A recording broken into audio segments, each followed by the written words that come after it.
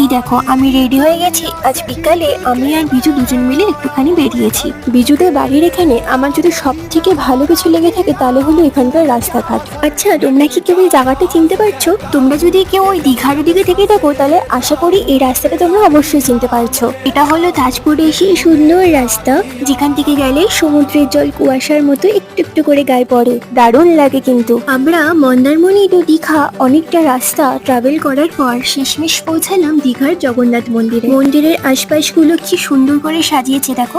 আমরা সামনে গিয়ে জানতে পারি ওখানে জুতো রাখার কোনো ব্যবস্থা নেই, আর আমরা সাথে করে তেমন কিছু ক্যারিও করিনি যে জুতোটা আলাদাভাবে রেখে মন্দিরের ভেতরে ঢুকবো। তাই একটু মনটাও খারাপ হয়ে গেছিল। বিজু বলছে এত দূর এসেছি যখন নতুন কিছু এক্সপ্লোর করেই যাব, তাই এই রেস্টুরেন্টটাতে আমরা দুজন মিলে চলে এলাম। এই ডিটেল ভিডিওটা তোমরা নেক্সট পার্টে দেখতে পারবে। চলো এখন বাড়ি ফেরার পালা, কিন্তু তার আগে এই কেকটা আমরা দুজন মিলে নিয়ে নিলাম। কেন নিলাম সেটা পরের পার্টে আসছে। চলো তাহলে টাটা।